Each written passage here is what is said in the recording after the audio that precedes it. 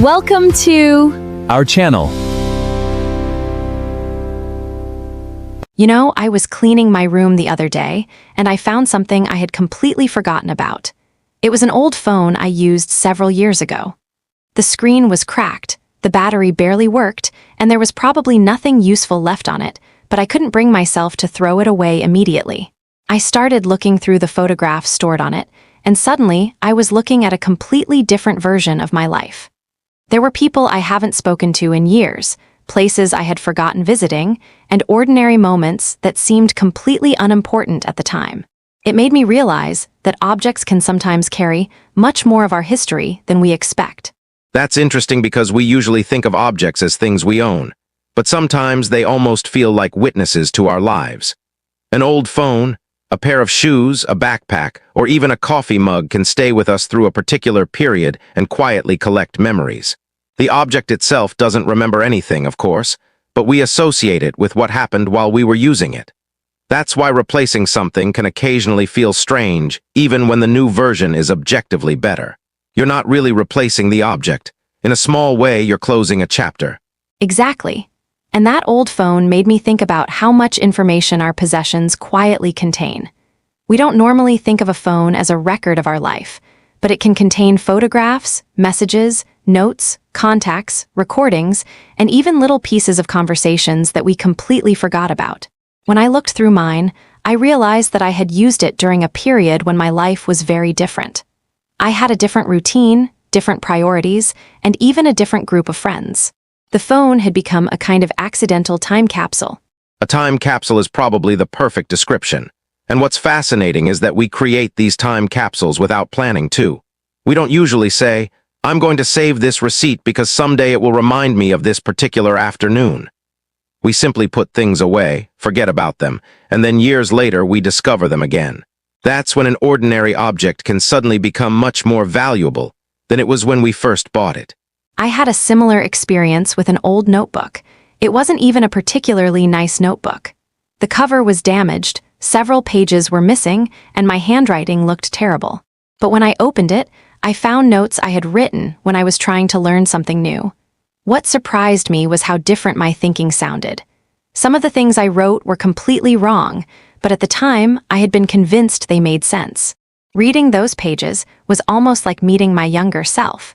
That's one of the strange things about old objects. They don't only remind us of what happened, they remind us of who we were when those things happened. A notebook can show you what you were interested in. An old calendar can show you how busy you were. A collection of books can show you what questions you were asking at a certain age. Even the clothes in your wardrobe can tell a story about different versions of yourself. And sometimes, you discover that you don't even recognize your old preferences anymore. You find a shirt and wonder how you ever thought it looked good.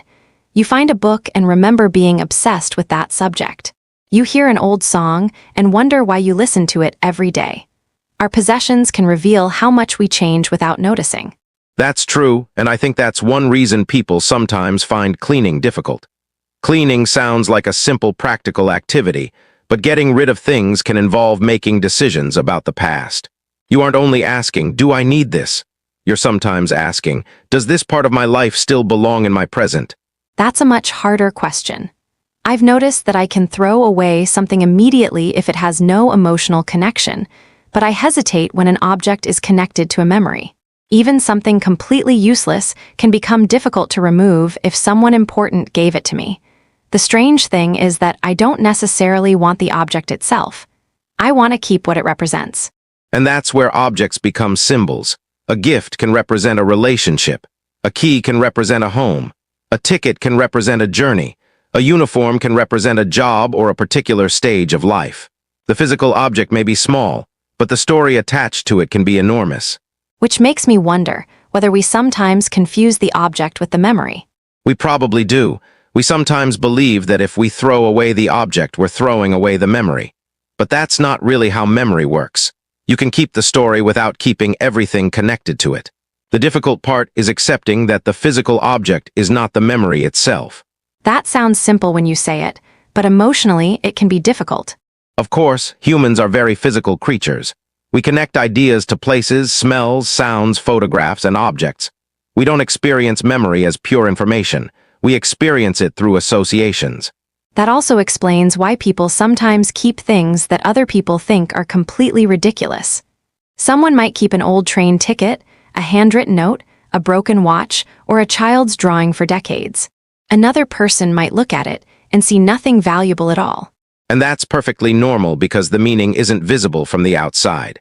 If you found my old train ticket in a drawer, you'd probably think it was rubbish. You wouldn't know that the journey represented the first time I traveled somewhere alone. Without the story, the object has almost no meaning. So every person's belongings contain a private museum that nobody else can fully understand. I love that idea. A private museum. And most of us don't even realize we're building one. We collect objects that represent different periods of our lives, and they stay around us until one day we notice the pattern. Sometimes that pattern can be surprising. You may discover that your belongings tell a very different story from the story you tell about yourself. How so? For example, someone might think of themselves as a person who doesn't care about material things. But then they look around their home and realize they have kept dozens of objects connected to certain people and places. They may not care about the financial value of those things at all, but they care deeply about their personal meaning. That's a good distinction. Being attached to objects isn't necessarily the same as being materialistic. Materialism is often about the value we place on acquiring and possessing things. Emotional attachment can be about memory rather than ownership. Technology has made this even more complicated because so much of our personal history is now digital. In the past, people might have had boxes of photographs, letters, postcards, and paper documents. Now we can have thousands of photographs on a phone that we almost never look at. We may have years of messages stored in an app without realizing how much of our personal history is sitting there. And digital memories feel different because they don't take up physical space. You can carry 10 years of photographs in your pocket. That sounds convenient, but it also changes how we relate to those memories. When physical photographs were limited, people had to choose which ones to print. Now we can take hundreds of photographs during one afternoon. Which means we have more memories, but perhaps fewer individual photographs that feel special. That's possible. When everything is saved, selection becomes less important. A photograph can feel meaningful partly because it was chosen, printed, and placed somewhere. A digital photograph can disappear among thousands of other images. And there is something strange about scrolling through old photographs. You can move from one year to another in seconds. Yes, technology makes the past extremely accessible. You can see what you were doing 5 years ago almost instantly. But accessibility doesn't necessarily make the memories more meaningful. Sometimes having everything available makes individual memories harder to appreciate. I also think modern technology changes the lifespan of objects. We replace phones, computers, headphones, watches, and other devices much more quickly than previous generations replaced similar things. Something can work perfectly well and still feel old because a newer model has appeared.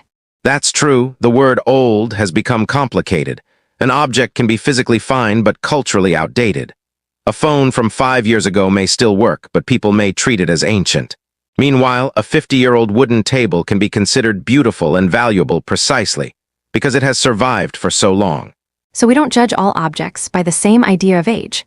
Exactly. Some things become more valuable as they age, while others become less useful. A piece of furniture can develop character. A technological device can become obsolete. And that difference says something about the relationship between objects and time. Yes, some objects are designed to last. Others are designed around replacement and improvement. That brings us to something slightly uncomfortable. How much of modern life encourages us to replace things instead of repairing them?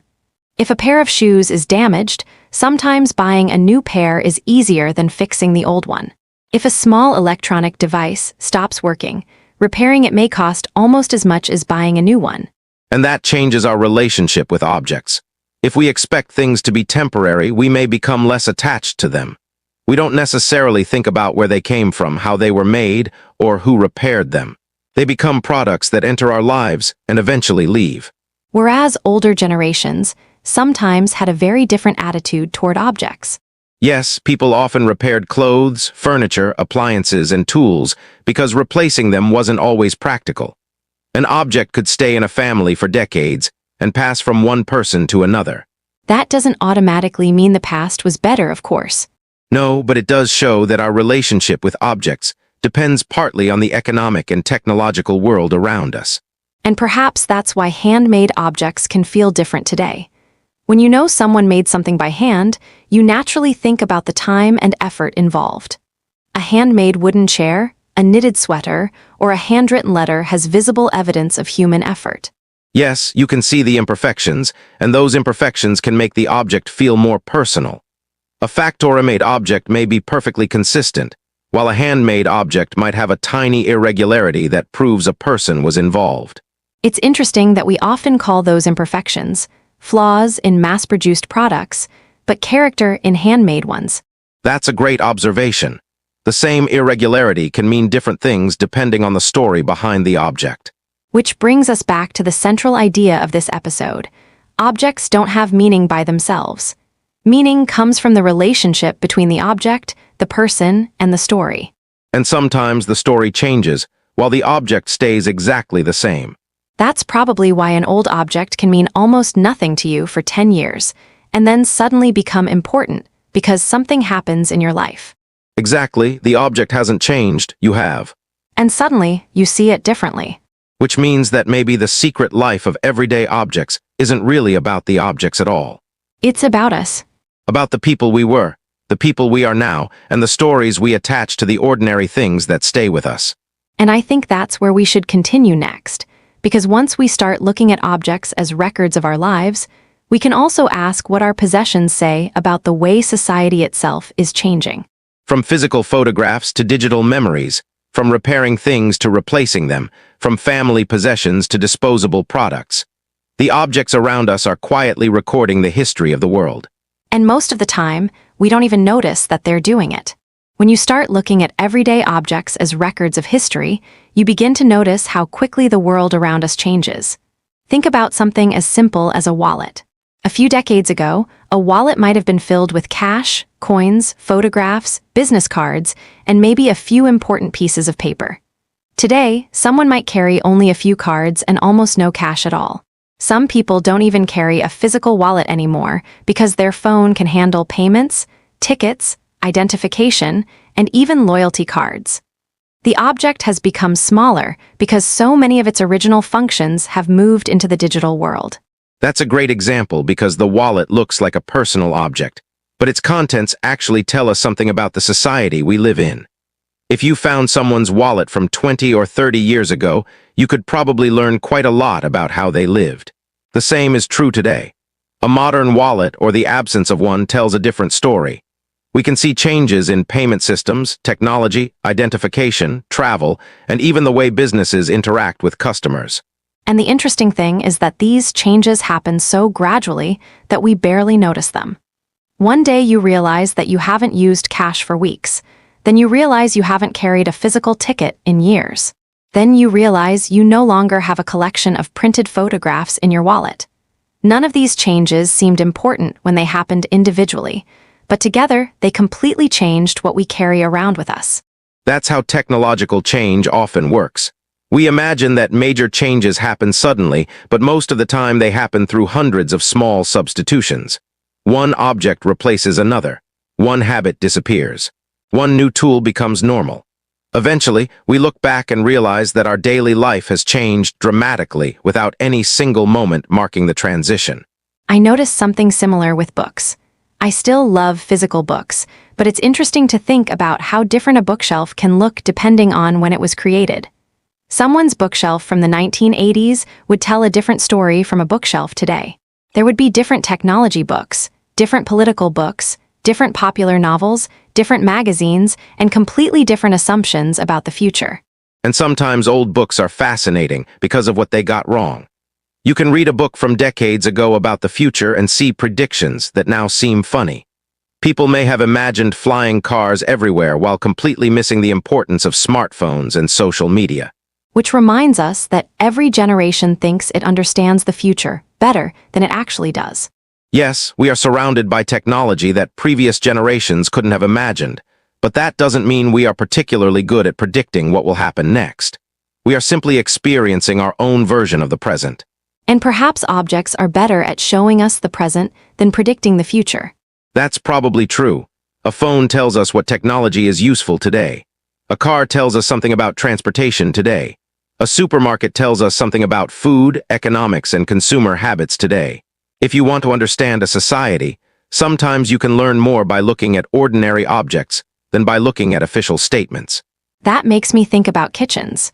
A kitchen can tell you an incredible amount about how people live.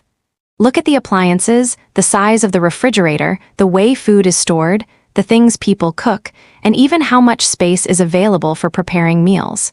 You can learn something about technology, family structure, income, and cultural habits without asking a single question.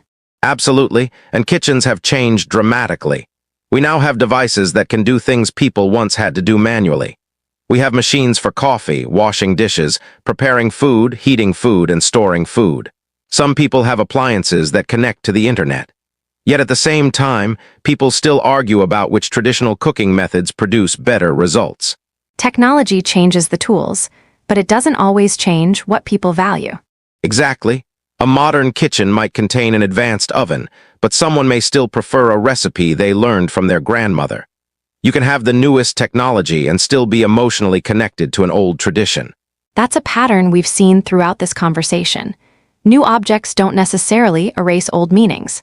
Right, people are very good at combining the old and the new. Cars are another interesting example.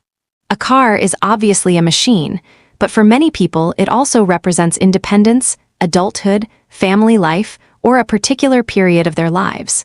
Someone might remember their first car for reasons that have nothing to do with its technical quality. Yes, the first car you drive can become associated with freedom. Suddenly you can go somewhere without asking someone else to take you. You can meet friends, travel, work, explore, and make decisions about where you want to go. The car becomes a symbol of independence. And later in life, the meaning can change. A family car may become associated with taking children to school, going on holidays, or doing weekend shopping. Exactly. The same basic object can represent completely different stages of life depending on the person using it. Which makes me wonder what future generations will feel nostalgic about. That's a difficult question because some of today's experiences may not leave physical objects behind. A child growing up today may have thousands of digital photographs, but very few physical toys or paper records. Their future nostalgia may be connected to apps, games, online spaces, or digital experiences. Imagine someone in 30 years saying, "I remember the old social media platform I used when I was a teenager." And the younger generation might have no idea what they're talking about. Just like people today sometimes find old technology fascinating, even though it was completely normal to previous generations. There's something else I find interesting about old technology. People often become emotionally attached to devices that were not particularly good by modern standards. An old camera may be slow and inconvenient. An old computer may be incredibly limited. An old phone may have almost none of the functions we now expect, yet people still want to keep them. Because the value isn't technological anymore. Exactly. Once a device stops being useful, its value can shift from practical to historical or emotional. It becomes evidence of a particular period. It's almost like the object stops being a tool and becomes an artifact. Yes, that's the word I would use. And museums are full of things that were once completely ordinary. A typewriter, an old telephone, a household radio, a cash register, or a train ticket machine might have been boring everyday equipment at one point. Now we look at them as pieces of history.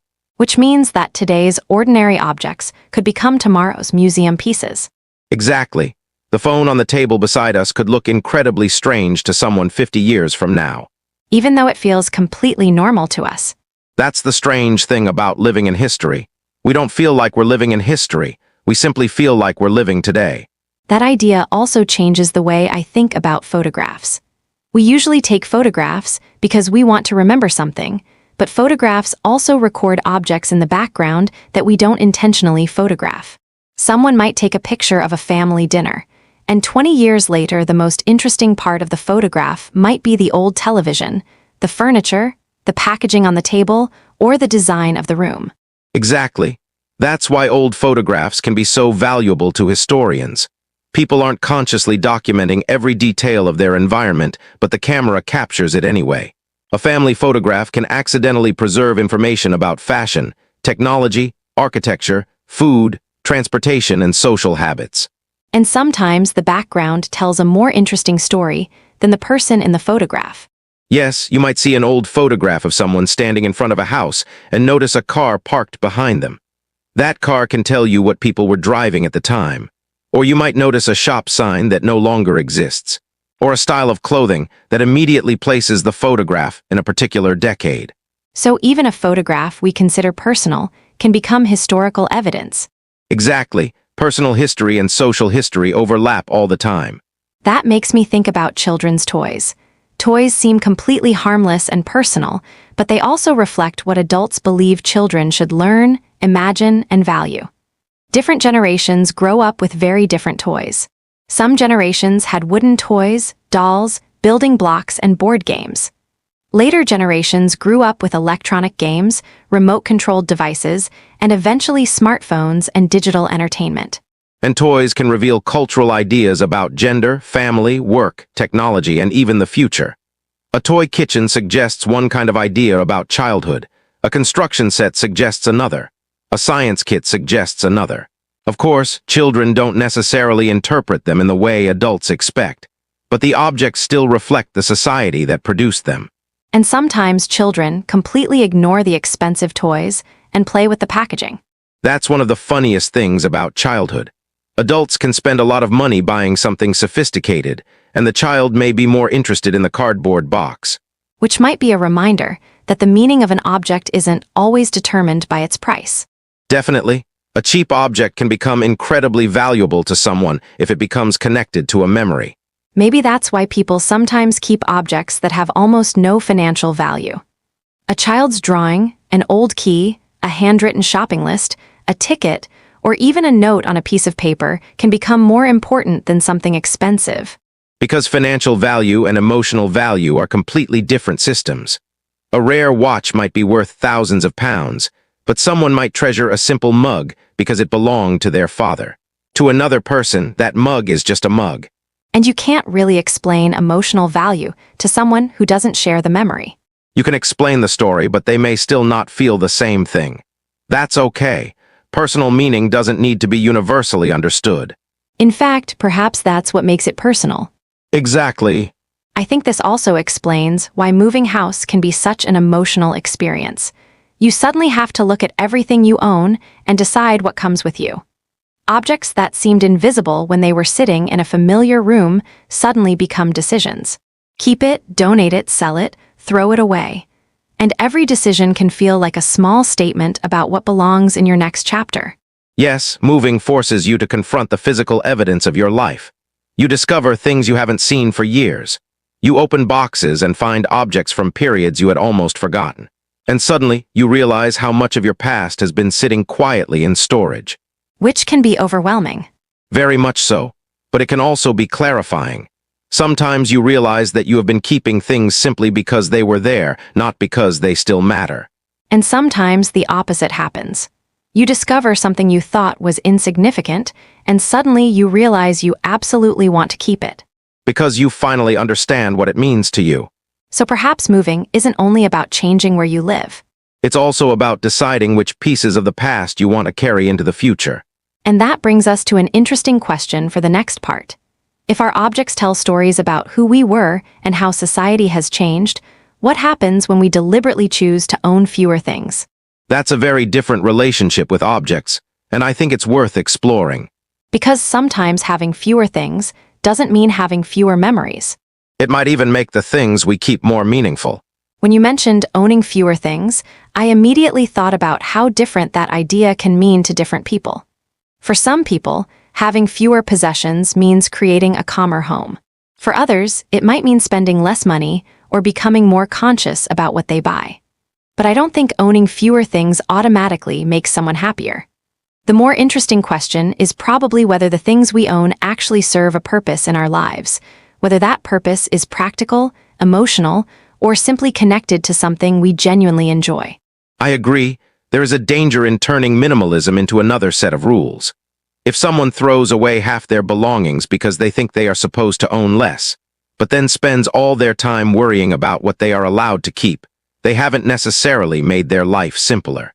The point should be understanding your relationship with your possessions, not competing to see who can own the fewest things. Exactly. One person might feel perfectly comfortable with a nearly empty apartment, while another person might feel much more at home, surrounded by books, photographs, plants, records, or objects collected during travels. Neither approach is automatically better. The important thing is whether the environment reflects the person's actual life. And I think that's where the idea of a home becomes interesting. A home isn't simply a container for objects. The objects help create the feeling of the space. A completely empty room can look beautiful, but it may not feel personal. A room filled with objects can look chaotic to one person and warm to another. The same physical environment can produce completely different emotional reactions. I remember visiting someone's home once where almost every object seemed to have a story. There were books from different periods of their life, photographs from places they had lived, small objects friends had given them, and furniture that had been passed down through the family. Nothing looked particularly expensive, but the whole place felt incredibly personal.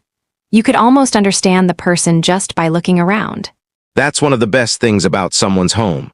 Sometimes you can learn more about a person by looking at what they keep than by asking them direct questions. You might discover what they read, what they collect, what they value, where they have traveled, what kind of memories matter to them, and even what they are curious about. But there is also a limit to that, because objects can create a false impression. Definitely, someone might own a shelf full of books they have never read. Someone might have travel souvenirs from places they barely remember. Someone might have expensive furniture because they like the design, not because they care about status. Objects can give us clues, but they don't tell the whole story. So we should observe without assuming. Exactly, that's an important distinction. An object can suggest a question, but it doesn't necessarily provide the answer. That reminds me of something we talked about earlier, paying attention without immediately judging. It applies to objects too. We might walk into someone's home and see things that we wouldn't choose for ourselves, but those objects may make perfect sense when we understand the person's history. Yes, a worn-out chair might look terrible to one person, but be the chair someone sat in every evening with their grandfather. At that point, its appearance becomes almost irrelevant. The value is in the relationship between the person and the object. And sometimes people keep objects precisely because they are imperfect. A damaged photograph can be more meaningful than a perfect digital copy because the damage itself becomes part of the story. That's true. We usually think of damage as something that reduces value, but with personal objects, damage can sometimes add character. Scratches, faded colors, repaired edges, and worn surfaces show that the object has been used and lived with. So a perfect object can actually feel less personal than an imperfect one. Sometimes, yes, especially when the imperfections show a history of use.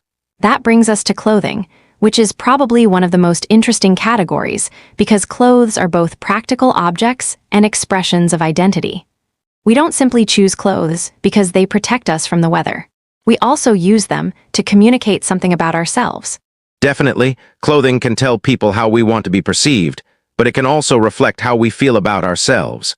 Sometimes you wear something because it makes you feel confident. Other times you wear something because you want to disappear into the background. The same person can communicate very different things depending on what they choose to wear. And our relationship with clothing changes over time. Something that once made us feel great might later feel completely wrong for us. Yes, and sometimes the change has nothing to do with fashion.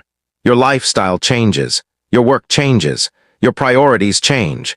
Maybe you used to dress formally every day because of your job, and then you move into a completely different environment. Suddenly half your wardrobe doesn't make sense anymore. So our wardrobes can become records of previous versions of ourselves. Exactly. You open the closet and see different stages of your life hanging next to each other. There is also a strange emotional experience that happens when you find an old piece of clothing that you haven't worn for years. You remember where you bought it, who you were with, or where you used to wear it. Sometimes you don't even want to wear it anymore, but you still hesitate to get rid of it. Because again, you're not really deciding whether to keep a piece of clothing. You're deciding whether to keep the memory connected to it. And perhaps that's why people sometimes keep clothes that don't fit anymore. Yes, a person may keep a jacket because they wore it during an important period of their life, even though they haven't worn it in 10 years. At some point, though, you have to decide whether the memory needs the object. That's true, and I think the answer can be different for everyone. Some people need the physical object. Others can take a photograph, remember the story, and let the object go. So there isn't one correct way to deal with sentimental things. No, the useful thing is simply to understand why you're keeping something. That's an interesting rule for buying things too. Instead of asking only, do I like this? Maybe we could ask, why do I want this? Sometimes the answer is practical. Sometimes it's because we genuinely love the object. But sometimes we want something because an advertisement made us feel that our current life is somehow incomplete without it. Advertising is very good at creating that feeling. It doesn't always sell the object itself. It sells an imagined version of the person who owns the object. You aren't just buying a watch, you're buying confidence. You aren't just buying a car, you're buying freedom. You aren't just buying a jacket, you're buying a certain identity. And the interesting thing is that we understand this when we see advertisements targeting other people, but we're less aware when it happens to us. Exactly. We can look at an advertisement and recognize the strategy. But when the product happens to match something we already want, the emotional effect becomes much stronger. So paying attention to objects also means paying attention to why we want them. Yes, that's a much more useful question than simply asking whether something is expensive or cheap. I also think online shopping has changed our relationship with objects, because the entire process can happen without us physically seeing the thing until it arrives at our door. In the past, buying something usually involved going somewhere, looking at it, touching it, comparing it, and deciding whether it was worth carrying home. Now you can buy something in 30 seconds while sitting on the sofa. And that removes a lot of friction from buying. Sometimes that's convenient, but friction can also be useful. If you have to leave the house, find the store, look at the product, and carry it home, you have more time to think about whether you actually need it. Whereas online, the distance between wanting something and owning it has become incredibly short. Exactly. And because the object arrives later, the emotional experience can be interesting. Sometimes you completely forget what you ordered until the package arrives. I've definitely experienced that. Same, you open the package and think, oh right, I bought this. Which says something about how quickly desire can disappear. Yes, the excitement of wanting something can be stronger than the excitement of actually owning it. That's a fascinating point, because it suggests that sometimes the object isn't the real source of satisfaction. The anticipation is. Exactly. You imagine how the product will improve your life. You picture yourself using it. You imagine the future version of yourself who owns it. Then the object arrives, and reality is much more ordinary. And after a few weeks, it becomes part of the background. Which is why our homes can gradually fill with things that once felt exciting, but are now almost invisible. And then one day, we clean the room and wonder where all these things came from. It's almost like our past desires are still sitting around us. That's a powerful way to describe it. Because every object represents a decision we made at some point. We wanted it, chose it, paid for it, brought it home, and eventually stopped thinking about it. Maybe that's why cleaning can feel strangely emotional. You're not just organizing objects. You're meeting old versions of yourself. You find things you bought because you thought you would become a certain kind of person. Maybe you bought a guitar because you imagined becoming a musician. Maybe you bought expensive cooking equipment because you imagined cooking every evening. Maybe you bought running shoes because you imagined becoming someone who runs every morning. And sometimes those objects represent dreams rather than failures. You don't necessarily need to feel guilty because you didn't become that version of yourself. People change. Interests change. Circumstances change. The important thing is recognizing that the object belonged to a particular intention at a particular time. So getting rid of it doesn't mean the dream was meaningless. Exactly. It simply means the dream may no longer belong to your current life. That's probably one of the healthiest ways to think about possessions. Yes, we don't have to keep every object to prove that our past mattered. And perhaps that leads to an even bigger question. What do we actually want our possessions to say about us in the future? That's a good question.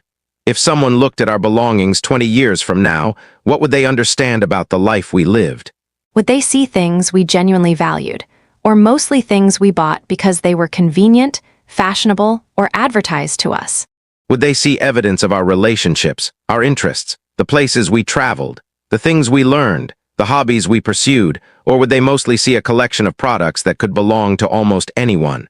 That's a surprisingly difficult question. And I don't think there is a perfect answer. But simply asking it can change the way we think about what we buy and what we keep. Because then objects stop being just things that occupy space. They become part of the story we are building. And that brings us naturally to something even more interesting. What happens when an object leaves our hands and enters someone else's life? That's where objects become travelers. They move between people, homes, families, and generations, carrying pieces of their previous stories with them. And I think that's where the secret life of everyday objects gets even more interesting. I really like the idea of objects becoming travelers because we usually think of ownership as something permanent. We buy something, we use it, and we assume that it belongs to us until we decide to get rid of it. But in reality, many objects have much longer lives than the people who own them. A table can stay in a family for generations. A watch can move from one person to another. A book can be given to a friend, then pass to another family member, and eventually end up in a completely different country. The object continues its journey, even though the people around it change. And when you think about it that way, ownership starts to feel temporary. We don't really own an object forever. We simply take care of it for a period of time. Someone had it before us, we use it for a while, and someone else may use it after we're gone. That idea makes ordinary possessions feel strangely connected to other people's lives. It also makes second-hand objects much more interesting. When you buy something new, you usually know where it came from in a general sense. But when you buy something second-hand, there is a whole missing chapter between the manufacturer and you. You don't know who owned it, where they used it, why they decided to sell it, or what happened while it was part of their life. That's one of the reasons I enjoy second-hand bookstores. When you open an old book, sometimes you find someone's name written inside. There might be a date, a message, an underline, or a note in the margin. Suddenly the book becomes more than the text written by the author. You realize another person sat somewhere and read the same pages years before you did. And sometimes, you can almost imagine that person's life from those tiny marks. Yes, although we have to be careful not to invent too much. We don't really know who they were, but the evidence creates possibilities. Maybe they bought the book for university. Maybe someone gave it to them as a gift. Maybe they loved a particular passage and underlined it. Maybe they never finished the book. And now, years later, you're holding the same object. Exactly. That's a strange kind of connection between strangers. I think furniture can create an even stronger feeling because it stays in a physical space for so long. Imagine buying an old wooden desk from someone. You have no idea how many hours another person spent sitting there. Maybe they studied at that desk, wrote letters, worked late at night, or helped their children with homework. Then one day the desk moved into your home, and you started using it for completely different reasons. And eventually your own history becomes part of it.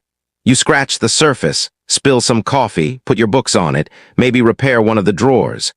Years later, another person could buy the same desk and wonder about the marks you left behind. So objects can accumulate layers of human experience. Yes, and that's something mass-produced objects don't necessarily lose, but handmade or durable objects make it easier to see. The physical signs of use become part of the object's history. A scratch isn't just a scratch anymore. Right, it becomes evidence that someone lived with the object. This makes me think about family objects. There are some things that become important because they have been passed through generations. A piece of jewelry, an old photograph, a recipe book, a musical instrument, or even something as simple as a kitchen tool can carry a family story. And often the story becomes more important than the object itself. Maybe a grandmother used a particular pan every weekend. The pan isn't valuable in financial terms, but the family remembers seeing her use it. Years later, someone else uses the same pan and feels connected to that memory. It's interesting that family traditions often survive through objects, without anyone deliberately designing them that way. Yes, people don't necessarily sit down and say, "This object will represent our family for the next 3 generations." It simply stays around. People keep using it, and eventually its history becomes part of the family's identity. And sometimes the younger generation doesn't understand the importance until much later. That's very common. When you're young, an old family object can seem boring. Then you're older, someone in the family is gone, and suddenly the same object means something completely different. Because now the object is one of the few physical things connecting you to that person. Exactly. There is also something beautiful about handwritten letters in this context. A message on a phone can disappear into a huge conversation, but a handwritten letter has a physical presence. You can see the handwriting, the paper, maybe even the way the person pressed the pen against the page. And handwriting changes with emotion too. Someone might write quickly when they're excited or carefully when they're trying to express something important. You can see hesitation in crossed-out words. You can see where they changed their mind. A digital message usually hides all of that. Yes, digital communication is incredibly efficient, but physical writing contains traces of the person who created it. Even the handwriting itself becomes part of the message. Which is why people sometimes keep letters for decades. Exactly, they are not just storing information. They are storing evidence of another person's presence. At the same time, I wonder whether future generations will have the same kind of physical evidence. So much communication is now digital. Messages can be saved, but they don't have the same physical qualities as letters. And platforms can disappear, accounts can be deleted, passwords can be lost, files can become unreadable. That's a fascinating problem. We may have more records of our lives than any previous generation, but some of those records may actually be more fragile. A paper letter can survive in a drawer for 50 years without needing electricity, software, or an account. A digital photograph may be perfectly preserved today, but inaccessible in the future if the technology changes. So having more information doesn't necessarily mean having better preservation. Exactly. Preservation is partly about durability and accessibility, not just quantity. And perhaps that's why physical objects may continue to matter even in an increasingly digital world. Yes, a physical object doesn't require a password. That's a very simple advantage. And a surprisingly important one. There's another kind of object journey that I find fascinating. Objects bought at flea markets or antique markets. You can find things there that have clearly belonged to someone else, but their original owners are usually unknown. Yes, and that's what makes them mysterious. You might find an old camera, a suitcase, a piece of furniture, or a collection of postcards. The object has evidence of a life, but you don't know the story. A suitcase is especially interesting because it was literally designed to travel. Exactly. An old suitcase covered in scratches and travel stickers almost looks like a biography without words. You can see where it may have been taken, but you don't know who carried it. You could spend hours imagining where it went. And that's probably part of the pleasure. The object leaves room for mystery. But there is also something humbling about realizing that someone else may eventually own the things we care about today. The chair you're sitting on, the books on your shelf, the clothes in your wardrobe, the watch on your wrist, all of these things could have completely different owners in the future. Yes, that can sound strange at first, but I actually find it comforting. It reminds us that objects don't have to stay frozen in one person's story. They can continue being useful to someone else. So letting go of something doesn't necessarily mean ending its story. Exactly. It might simply mean giving the object another chapter. That's a beautiful way of looking at second-hand things. And it can also change how we think about waste. If something still has a useful life, passing it to another person can be much more meaningful than throwing it away. I remember giving away a coat once that I had owned for years. I had stopped wearing it, but it was still in good condition. A friend needed one, so I gave it to them. A few months later, I saw them wearing it, and it felt surprisingly nice. The coat had not disappeared. It had simply moved into another person's life. That's very different from throwing something away. When you give an object to someone who can use it, you can see that its usefulness continues. And sometimes, you even enjoy seeing someone else use something that once belonged to you. Yes, it can create a strange sense of continuity. You recognize the object, but it now has a different context. The same coat, different person, different story. Exactly.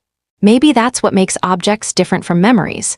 Memories stay inside us, while objects can physically move from one life to another. That's a good distinction. A memory is personal, but an object can become shared across different people. It can carry traces of several lives, even if none of those people ever meet. A book can be read by hundreds of people.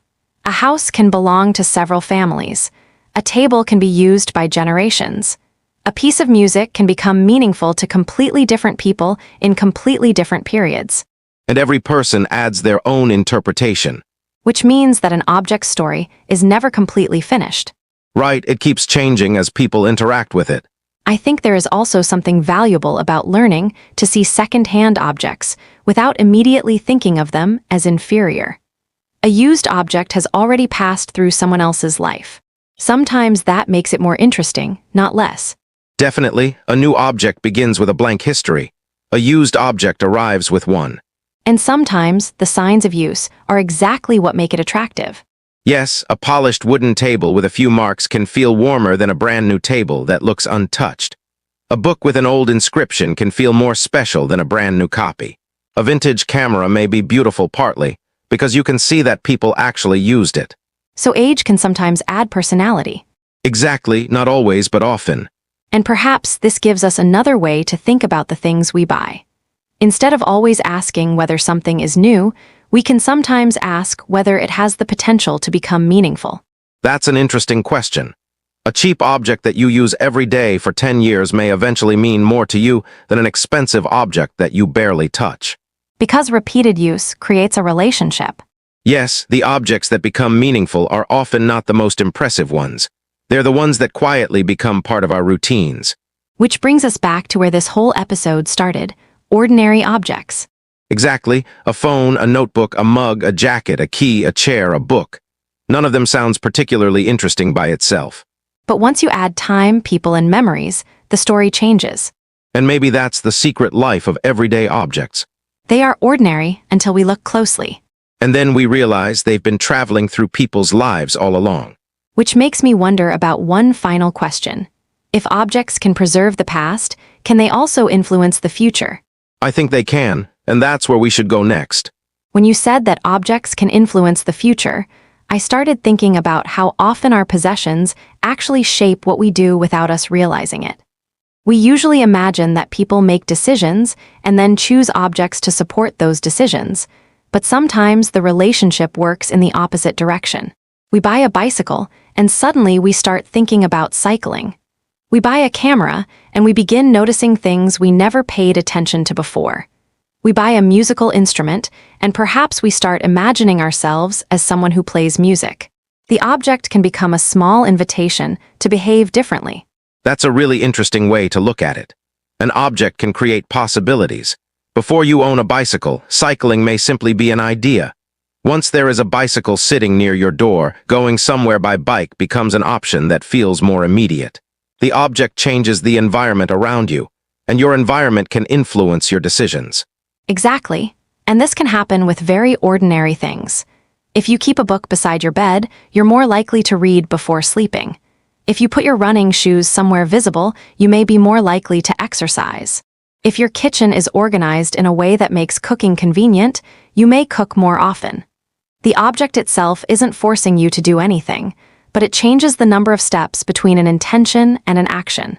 That's an important point. Sometimes we focus too much on motivation when the environment might be more influential. People say, "I need more discipline," when what they really need is to make the desired behavior easier. The objects around us can either create friction or remove it. And that means our homes are quietly influencing our behavior every day. Yes, your environment is almost like a silent conversation with you. I like that idea because it also explains why people sometimes feel uncomfortable after changing their environment. Imagine someone who has worked from home for years and suddenly moves into a new apartment. Even if the new place is nicer, the person may initially feel strange because everything is arranged differently. Their desk is in another position, their books are somewhere else, and even the path they take from the bedroom to the kitchen has changed. Our brains become attached to routines, and objects are part of those routines. We don't consciously think about where the coffee machine is every morning, but our body knows where to go. Move it somewhere else, and suddenly we have to think about something that used to be automatic. So objects can become part of muscle memory. Absolutely, think about driving a familiar car. You don't consciously calculate where every control is. You reach for things automatically. Then you drive a different car, and suddenly you have to think about where the buttons are. The same thing happens with keyboards. Definitely, change the keyboard layout or even the size of the keys and suddenly typing becomes slower. Your fingers have learned the environment. Which means that everyday objects are not just outside our bodies. In a way, we learn them. That's a good way to put it. We learn how to interact with them until the interaction becomes almost invisible. This becomes particularly interesting with smartphones because they are probably one of the most influential objects in modern life. We carry them everywhere, and they have gradually become part of our memory, communication, entertainment, navigation, shopping, banking, photography, and work. The smartphone is almost less like an object now and more like an extension of our daily life. If you lose your phone, you don't just lose a piece of technology. You may suddenly lose access to directions, contacts, payments, tickets, photographs, messages, and information. Which is why losing a phone can feel much more serious than losing a normal object of the same financial value. Exactly. The physical device may cost a lot, but the information and functions connected to it can be much more valuable. And that creates a strange dependence. We have gained convenience, but we've also transferred so many parts of our lives into one device. Yes, if your phone can do everything, then losing it can temporarily make you feel like you can't do anything. I sometimes wonder what objects from our generation will seem most strange in the future. People often imagine that future generations will laugh at our phones, computers, and cars, but perhaps the more interesting thing will be how emotionally dependent we were on certain devices. They may find it strange that we carried small rectangles everywhere and constantly looked at them. Or they may find it strange that we used separate devices for things that eventually became integrated into something else. Maybe they'll look at an old charging cable and wonder what it was used for. That would be funny. It would. Every generation has objects that seem completely obvious to them and completely mysterious to the next generation. And the disappearance of an object can sometimes be more noticeable than its arrival. Yes, we notice when something new appears because it's new. But when something disappears gradually, we often don't notice until it's already gone. For example, printed maps. There was a time when carrying a paper map was completely normal. Now many people would feel lost without digital navigation. The paper map didn't disappear because someone announced that maps were obsolete. It simply became less necessary. Exactly. And once you stop using something regularly, you also lose the skills associated with it. Someone who grew up using paper maps might have developed a strong sense of direction. Someone who has always used GPS may have a completely different relationship with navigation. So when an object disappears, sometimes a skill disappears with it. That's an important consequence. Technology doesn't simply replace objects. It can also replace the activities and abilities connected to those objects. And that isn't necessarily bad. We don't need to return to every old method. Of course not. Technology can make life much easier. But it is useful to recognize what we gain and what we give up. That balance is probably important with almost every technology. A washing machine saves enormous amounts of time and physical effort. A calculator makes certain kinds of mathematics faster. Digital cameras allow us to take thousands of photographs. Navigation apps make traveling easier. The question isn't whether these technologies are good or bad. The more interesting question is what they change about the way we live. Exactly. Every useful object changes something. Sometimes it changes our schedule. Sometimes it changes our expectations. Sometimes it changes what we consider normal. And once something becomes normal, we stop seeing it as technology. That's true. A refrigerator would have seemed extraordinary to people centuries ago. Today we barely notice it unless it stops working. That's probably one of the clearest signs that technology has succeeded. Yes, when technology becomes invisible, it has become part of everyday life.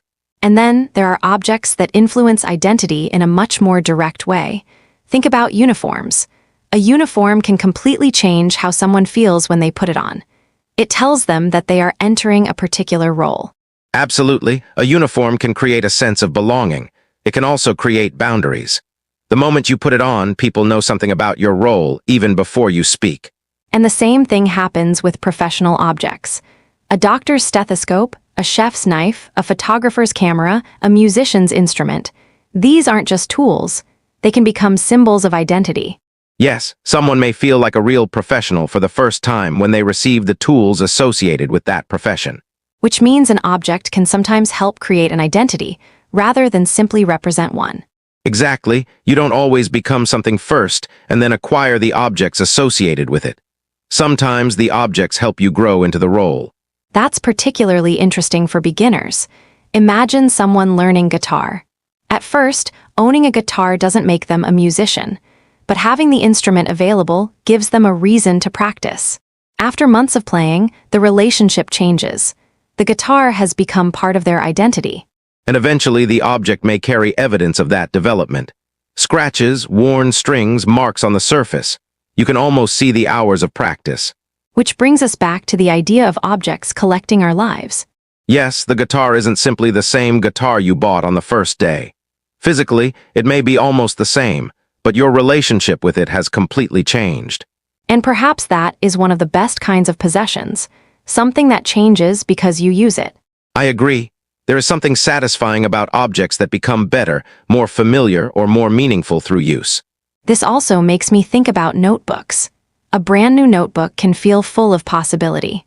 The blank pages suggest everything you might write, but after months of use, the notebook becomes a record of what actually happened. The first page represents possibility, while the final page represents experience. That's beautiful. And sometimes people hesitate to write in a beautiful notebook because they are afraid of ruining it. I've done that. A lot of people do. They buy something because it's beautiful, then they don't want to use it because they want to keep it perfect. Which is almost the opposite of what an object is supposed to do. Exactly. A notebook exists to be written in. A cup exists to be used. A chair exists to be sat on. A jacket exists to be worn. Sometimes we protect objects so carefully that we prevent them from becoming part of our lives. And perhaps an object becomes meaningful through use, not through preservation alone. Yes, some things are meant to collect a little wear. That's a good distinction between preserving an object and preserving a memory. If you never use something because you're afraid of damaging it, you may preserve the object but lose the opportunity to create new memories with it. Exactly. Imagine keeping a beautiful dinner set in a cabinet for 20 years because you don't want to damage it. You may have protected the plates perfectly, but you also missed 20 years of possible dinners. That sounds almost tragic. A little, objects are supposed to participate in life. I love that phrase, participate in life. Because that's what makes them meaningful. The mug you use every morning becomes part of your routine. The chair you sit in while talking to your family becomes part of your evenings. The jacket you wear on important days becomes connected to those experiences. And eventually, the object becomes almost invisible again. But this time for a different reason. Not because it has no meaning, but because it has become deeply integrated into your life.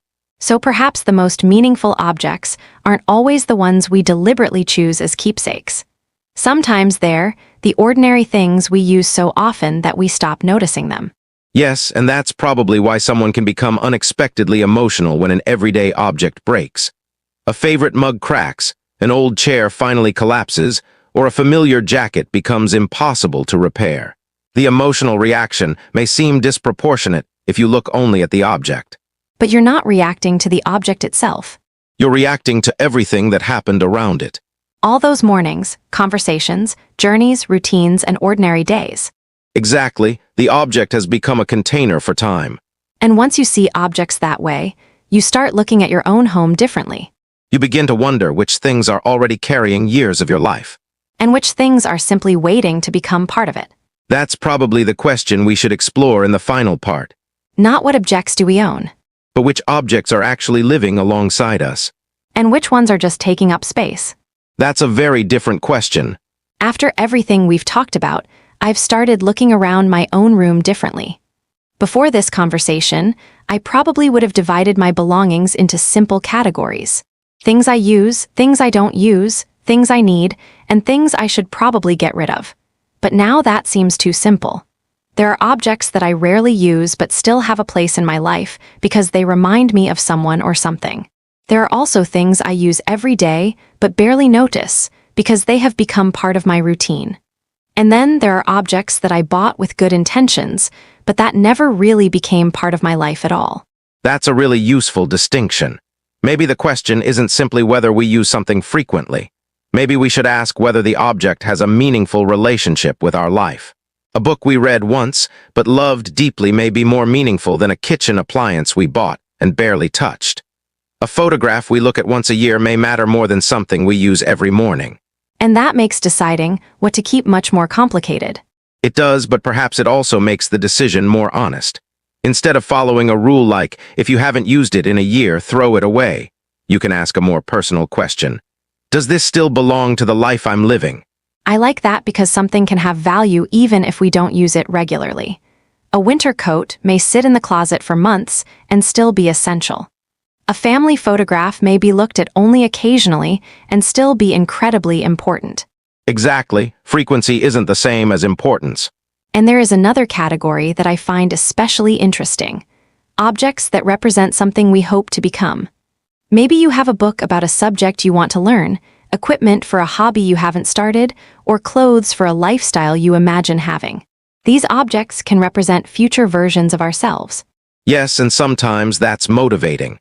Having a guitar in your room might remind you that you want to learn music. Having a camera might encourage you to take photography seriously. A blank notebook might encourage you to write. But sometimes, those objects can also create pressure. Definitely, you look at something you bought 6 months ago and think, I still haven't done anything with this. Suddenly, the object becomes a reminder of something you haven't achieved. And that's when a possession can start feeling like a responsibility. Exactly. The object itself hasn't changed, but your emotional relationship with it has. So sometimes letting go of an object can actually create freedom. Yes, you can say, I don't need to become the person I imagined when I bought this. That's an important realization. I think this happens especially with books. People can feel guilty about books they bought but never read. They keep moving them from one shelf to another because they believe that someday they should read them. I've definitely done that. A book can become a physical reminder of an intention. You don't just see the book, you see the person you thought you would become after reading it. And sometimes, you eventually realize that you're no longer interested in the subject. Which is perfectly fine. Interests change. The book didn't fail, you changed. That's a nice way to look at it. We sometimes treat unfinished things as evidence of failure, but they can simply be evidence that our interests moved somewhere else. And perhaps the book can go to someone who is interested in it now. Exactly. Then the story continues, just with another reader. This idea of passing things on makes me think about how many objects are quietly waiting for a second life.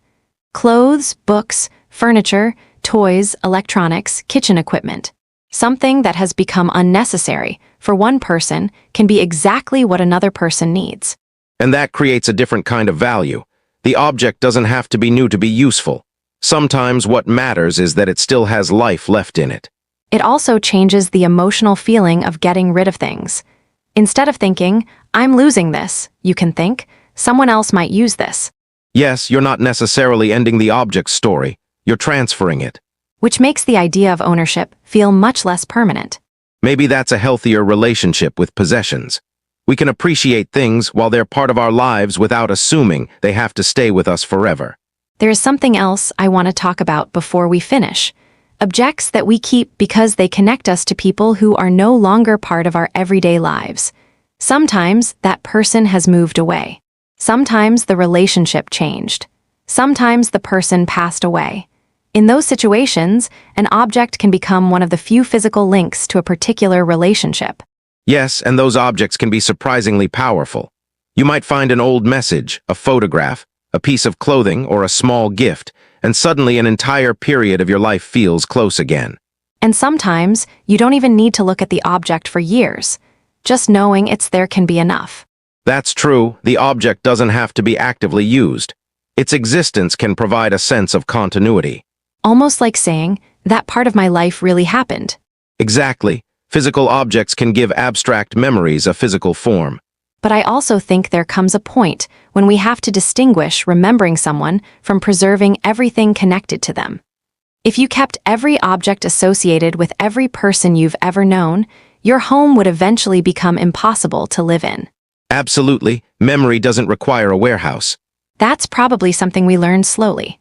Yes, you can remember someone without keeping their entire physical history. Sometimes one object is enough. A photograph, a letter, a book, something small that carries the connection. And sometimes, even that isn't necessary. Right, the memory can exist without an object. So perhaps objects can support memory, but they don't own it. I like that. We own the objects, but the memories don't belong to the objects. When you put it that way, our relationship with objects becomes much more flexible. We can keep things because they matter. We can use them until they become worn. We can repair them when possible. We can pass them on when they no longer belong in our lives. And we can let some things disappear without feeling that we're losing the entire story attached to them. Yes, and maybe that's the healthiest cycle for an object. Enter someone's life, become useful, collect some history, and eventually move somewhere else. Rather than sitting untouched in a cupboard forever.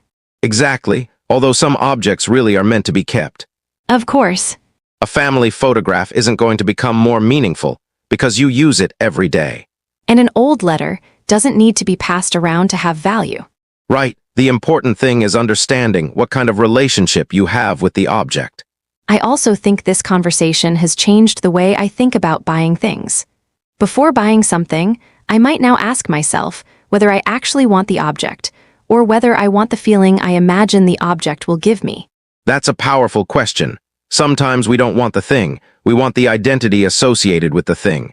We want to become more organized, more creative, healthier, more adventurous, more successful.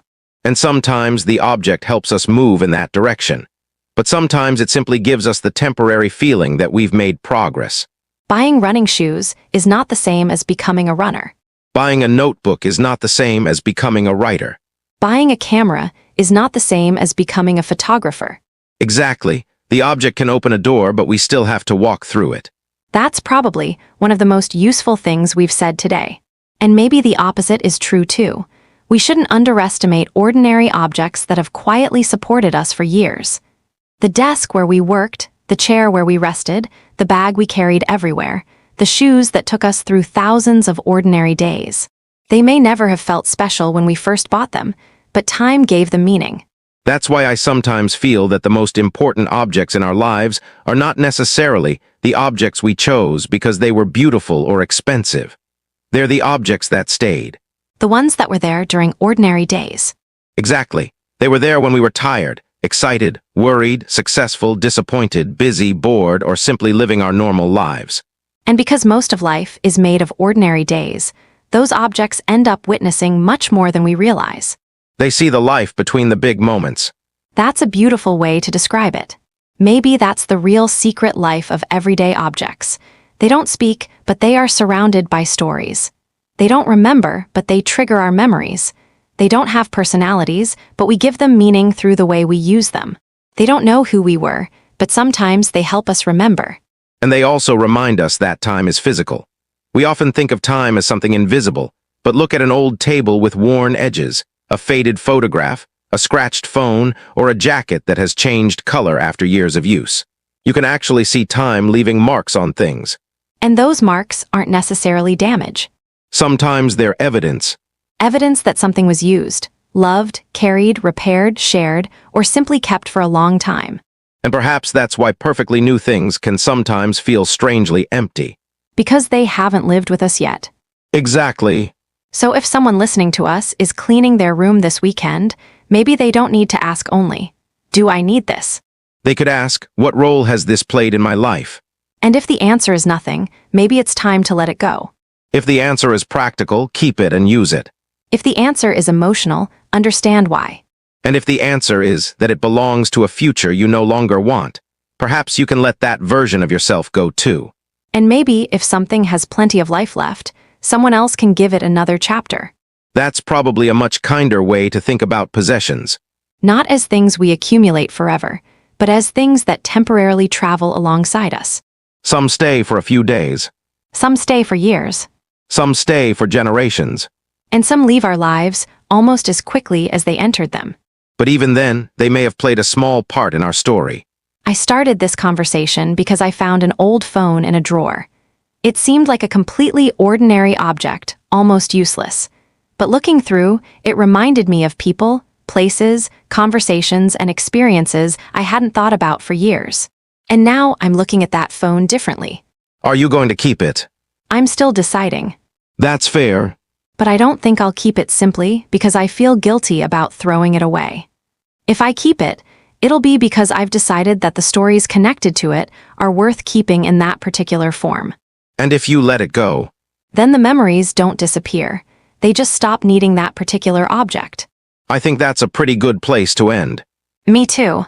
Maybe the next time you pick up an ordinary object, don't ask only what it is. Ask where it's been, Who has used it? what it has seen, What it reminds you of? and whether it still belongs in the life you're living now. Because sometimes the smallest objects carry the longest stories. And sometimes the things we almost throw away are the things that remind us most clearly of who we used to be. Thanks for joining us for this conversation. And thanks for listening. We'll see you in the next episode. Until then, take a look around you. You might be surrounded by more stories than you realize. See you next time. See you.